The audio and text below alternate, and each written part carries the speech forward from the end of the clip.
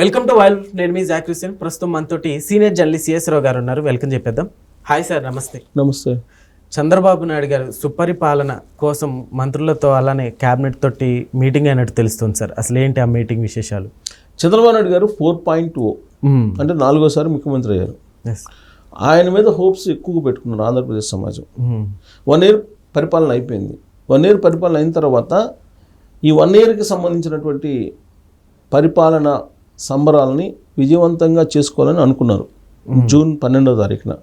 కానీ జూన్ 12వ తారీఖున air India విమానం ప్రమాదం జరిగింది. దాంట్లో దాదాపు 240 దాకా మంది చనిపోయారు. దాంతో ఆ సమావేశం వాయిదా పడింది.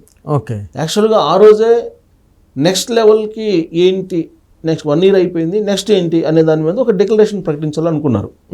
కానీ ఆ రోజు ఆ దురదృష్టకరమైన సంఘటన జరిగింది. ఆ సంఘటనతో యావత్ భారతదేశం నీకు విషాదంలోకి వెళ్ళిపోయింది. సో దాంతో ఈ సమావేశాన్ని వాయిదా వేసుకున్నారు 12వ తారీఖున. ఏడాది పాలన మీద పెద్ద ఎత్తున విజయవాడలో సమావేశాన్ని పెట్టాలనుకున్నారు. అది వాయిదా పడింది. అందుకే నెక్స్ట్ లెవెల్కి ఆంధ్రప్రదేశ్ని ఎలా తీసుకెళ్ళాలి, 1 year అయిపోయింది, ఈ 1 yearలో ఏమేం చేసాం, నెక్స్ట్ 4 years ఏం చేయాలి మనం అనే దాని మీద చర్చించడానికి మంత్రులు, తర్వాత కీలకమైన లీడర్లు, తెలుగుదేశం పార్టీలో ఉండే కీలక లీడర్లు, అధికారులు, వీళ్ళందరితోటి సమీక్ష సమావేశాన్ని చంద్రబాబు గారు పెట్టారు విజయవాడలో. సుపరిపాలన దిశగా మనం బ్లూ ప్రింట్ తయారు చేయాలి.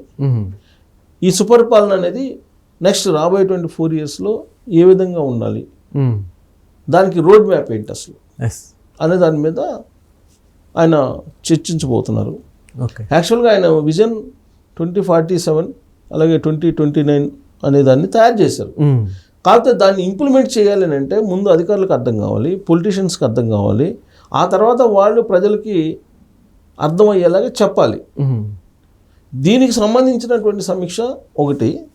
రెండేంటంటే రాష్ట్రానికి సంబంధించి ఒక విజన్ తయారు చేస్తారు, విజన్ డాక్యుమెంట్, దాన్ని బ్లూ ప్రింట్ అను, రోడ్ మ్యాప్ అని ఏదన్నా అనుకోవచ్చు. ఓకే. అయితే రాష్ట్రానికి సంబంధించినటువంటి రూట్ మ్యాప్కి అనుగుణంగా నీకు జిల్లాకి సంబంధించినటువంటి విజను, ఆ జిల్లాలో ఉండేటువంటి నియోజకవర్గాలకు సంబంధించిన విజను, ఆ నియోజకవర్గాల్లో ఉండేటువంటి మండలాలకు సంబంధించిన విజను, ఆ మండల పరిధిలో ఉండేటువంటి గ్రామాలకు సంబంధించినటువంటి విజను తయారు చేయాలి. గ్రాస్ రూట్ లెవెల్ నుంచి మనం రావాలి అనేది చంద్రబాబు గారి యొక్క ఆలోచన. ఓకే. అందుకే మీరు అది తయారు చేయండి అని చెప్పి ఎమ్మెల్యేలు చెప్తున్నారు, అలాగే ఇన్ఛార్జ్ మినిస్టర్లు చెప్తున్నారు. వాళ్ళు ఆ రూట్ మ్యాప్ని తయారు చేస్తే దాన్ని ఇంప్లిమెంట్ చేయాల్సిన బాధ్యత అధికారుల మీద ఉంటుంది. ఆ నిధులు సమకూర్చడం అనేది రాష్ట్ర స్థాయిలో ఉండేటువంటి లీడర్ల మీద ఉంటుంది, పాలకుల మీద ఉంటుంది. సో ఈ రూట్ మ్యాప్ని తయారు చేసి సుపరిపాలన అందజేయాలి నెక్స్ట్ 4 years. ఓకే. 1 yearలో ఫస్ట్ 1 yearలో కొన్ని ఒకవేళ నిర్వహణ లోపాలు ఉన్నా, పాలనాపరమైన లోపాలు ఉన్నా వాటిని సరిదిద్దుకొని ముందుకు వెళ్ళాలి అనేది. ఇప్పుడు ఈ 1 yearలోనే ఆయన చేసినటువంటి పరిపాలన 100కి దాదాపుగా 90 మార్కులు వస్తాయి అని చెప్పి తెలుగుదేశం పార్టీ చేయించుకున్న సర్వేలో కానీ లేదంటే IVRS కాల్స్లో కానీ వ్యక్తమైనటువంటి అభిప్రాయం కింద చెప్తున్నారు. ఓకే. సో ఎందుకు మరి 90 మార్క్స్ వచ్చేంత పరిపాలన చంద్రబాబు గారు అందజేశారు ఈ 1 yearలో అని అంటే, యాక్చువల్గా చంద్రబాబు నాయుడు గారు బాధ్యతలు స్వీకరించే నాటికి రాష్ట్రం ఏ పరిస్థితిలో ఉంది, దాన్ని సరిదిద్దుకొని ఎలా రాగలిగారు అనేది ఒకటి. సో ఎలా రాగలిగారు? ఫస్ట్ అసలు జీతాలు ఇచ్చే పరిస్థితిలో లేదు ఆంధ్రప్రదేశ్. ఉద్యోగులకు జీతాలు 1వ తారీఖున పడనటువంటి పరిస్థితి. అలాగే సామాజిక పింఛన్లను 1వ తారీఖు ఇవ్వలేనటువంటి పరిస్థితి. ఉద్యోగుల బకాయిలు ఇవ్వలేని పరిస్థితి. ఫీజు రియంబర్స్మెంట్ ఇవ్వలేని పరిస్థితి. ఇలాంటి సిచ్యువేషన్లో ఆయన ఆంధ్రప్రదేశ్ ముఖ్యమంత్రిగా 4వసారి ప్రమాణ స్వీకారం చేశారు. చేసిన తర్వాత వెంటనే చేసిన పని ఏంటి? సామాజిక పెన్షన్లని ఇచ్చేశారు. 1వ తారీఖు సెలవు అయితే ముందు రోజు ఈ సామాజిక పెన్షన్లు ఇచ్చేలాగా ప్లాన్ చేశారు. వాలంటీర్లు లేకపోతే అసలు సంక్షేమ పథకాలు అమలు చేయలేము అనేటువంటి ఒక అభిప్రాయాన్ని తీసుకెళ్లారు సమాజం మీదకి వైఎస్ఆర్ కాంగ్రెస్ పార్టీ వాళ్ళు. కానీ వాలంటీర్ వ్యవస్థను రద్దు చేసి కంప్లీట్గా ఆ వాలంటీర్ వ్యవస్థ లేకపోయినప్పటికీ గ్రామ వార్డు సచివాలయాల సిబ్బందితోటి 1వ తారీఖున ఇళ్ళకి వెళ్ళి పెన్షన్లు అందజేస్తున్నారు. అది కూడా 4,000 రూపాయలు. గతంలో 2,750 రూపాయలు ఉండేది జగన్మోహన్ రెడ్డి గారు ఇచ్చేది. కానీ ఇప్పుడు 4,000 ఇస్తున్నారు. 4,000 అది కూడా 1వ తారీఖు సెలవు అయితే 30వ తారీఖు ముందు రోజు ఇస్తున్నారు. 30వ ఇస్తున్నారు. సో ఇలా ఇది ఒక అచీవ్మెంట్.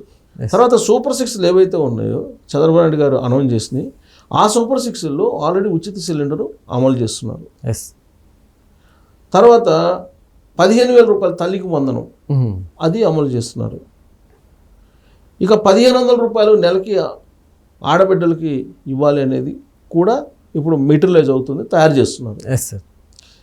ఇక అన్నదాత సుఖీభవ కేంద్ర ప్రభుత్వం పిఎం కిసాన్ సంబంధించినటువంటి నిధులు ఎప్పుడు వేస్తారో అప్పుడు ఇవ్వడానికి ఫండింగ్ రెడీ చేశారు. సో సంక్షేమ పథకాలన్నింటినీ సూపర్ 6లు అన్నింటినీ కూడా అమలు చేస్తూ ఉన్నారు. అట్ ద సేమ్ టైం అభివృద్ధి అనేదాన్ని వేగవంతం చేశారు. అంతకుముందు ఎలా ఉండేది, చంద్రబాబు నాయుడు గారు బాధ్యతలు స్వీకరించే నాటికి రోడ్లు గోతుల రోడ్లు, మొత్తం రోడ్లు ఏవి ప్రయాణించడానికి అనుకువగా ఉండేవి కాదు. సో దానికి ఏమంటారు వాళ్ళు, అంత ఇప్పుడు వైఎస్ఆర్ కన్సు పెట్టి వాళ్ళు చెప్పిన మాట ఏంటి, రోడ్లు బాగుంటే యాక్సిడెంట్లు అవుతాయి, అందుకని మేము రోడ్లు వేయలేదని చెప్పారు వాళ్ళు ఏకంగా. సో ఆ రోడ్లన్నీ ఇవాళ ఆంధ్రప్రదేశ్లో ఎక్కడికి వెళ్ళినా కానీ క్లీన్గా ఉంటాయి రోడ్స్. అది ఒక అచీవ్మెంట్ చంద్రబాబు గారు సాధించింది. అలాగే గ్రామీణ ప్రాంతాల్లో మొత్తం పవన్ కళ్యాణ్ గారు ఇనిషియేటివ్ తీసుకొని గ్రామీణ ప్రాంతాల్లో కూడా లింక్ రోడ్లు కూడా బాగు చేసేసారు. ఓకే. తర్వాత గ్రీన్ రైన్ పెంచేటువంటి కార్యక్రమం చేస్తున్నారు. మేజర్గా పోలవరం నిర్మాణం స్పీడ్గా జరుగుతుంది, వేగంగా జరుగుతుంది. అమరావతి దాదాపు 60,000 కోట్ల రూపాయల విలువైనటువంటి పనులతో అమరావతి నిర్మాణం జరుగుతుంది. అమరావతి పనులు వేగవంతంగా జరుగుతున్నాయి. ఇండస్ట్రీస్ పరంగా దాదాపు 10 లక్షల కోట్ల రూపాయల పెట్టుబడి పెట్టడానికి ఇండస్ట్రీస్లో ఇచ్చారు. సాఫ్ట్వేర్ కానీ లేదంటే తయారీ రంగం కానీ ఏదైతే అనేవి. ఈ 10 లక్షల కోట్ల రూపాయల పెట్టుబడులు తీసుకురావడం వల్ల దాదాపుగా 5 లక్షల ఉద్యోగాలు కల్పిస్తున్నారు, 5 లక్షల ఉద్యోగాలు వస్తున్నాయి, ఉపాధి అవకాశాలు అని చెప్పి అంచనా వేస్తున్నారు. ఓకే.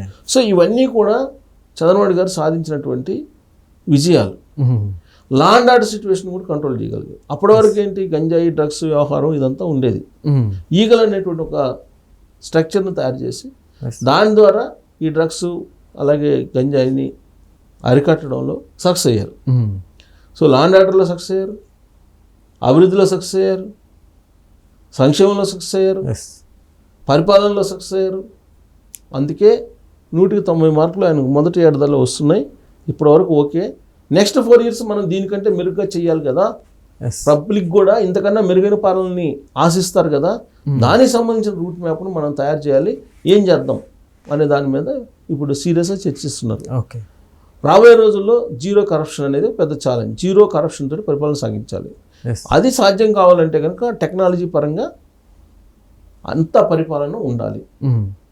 మొత్తం వాట్సాప్ యూనివర్సిటీ, వాట్సాప్ పరిపాలన, వాట్సాప్లో 300 సేవలను అందిస్తున్నారు. వాట్సాప్లో మెసేజ్ పంపిస్తే మీకు బర్త్ సర్టిఫికేట్ వస్తుంది, డెత్ సర్టిఫికేట్ వస్తుంది, లేదా స్టూడెంట్స్కి కావాల్సినటువంటి సర్టిఫికేట్లు వస్తాయి, క్యాష్ సర్టిఫికేట్లు వస్తాయి, రకరకాలు మొత్తం 300 రకాల సర్వీసుల్ని గవర్నమెంట్ అందజేస్తుంది. అంటే నువ్వు గవర్నమెంట్ ఆఫీస్కి వెళ్ళవసరంలే, నార్మల్ పీపుల్ ఎవరు వెళ్ళవసరంలే. అలాగే సంక్షేమ పథకాలకు సంబంధించి కూడా ఎక్కడా కరప్షన్ జరగకుండా ఈ టెక్నాలజీని వాడుకోవాలి. ఆర్టిఫిషియల్ ఇంటెలిజెన్స్కి సంబంధించిన యూనివర్సిటీ తీసుకొస్తున్నారు. ఆర్టిఫిషియల్ ఇంటెలిజెన్స్ను ఉపయోగించుకొని నెక్స్ట్ లెవెల్కి ఆంధ్రప్రదేశ్ని ఎలా తీసుకెళ్ళాలి అనే దాని మీద రోడ్ మ్యాప్ తయారు చేయడానికి ఇవాళ కీలకమైనటువంటి మీటింగు. దాంట్లో సుపరిపాలన అనేది ఎలా ఉంటుంది, ఆ సుపరిపాలన కోసం సాంకేతిక పరిజ్ఞానాన్ని ఎలా ఉపయోగించాలి అనే దాని మీద కూలంకుషంగా చర్చించడానికి ఇవాళ చంద్రబాబు నాయుడు గారు సమావేశం అయ్యారు. దానికి కారణం ఏంటంటే జూన్ 12వ తారీఖునే అనౌన్స్ చేయాల్సింది, బట్ ఆ రోజు ఫ్లైట్ ప్రమాదం జరిగింది కాబట్టి దాన్ని ఇవాళ డిక్లరేషన్ దాన్ని ప్రకటించే అవకాశం ఉంది. రాబోయే రోజుల్లో సుపరిపాలన ఆంధ్రప్రదేశ్ ఎలా ఉండబోతుంది అనే దాని మీద. Okay. Okay sir, thank you.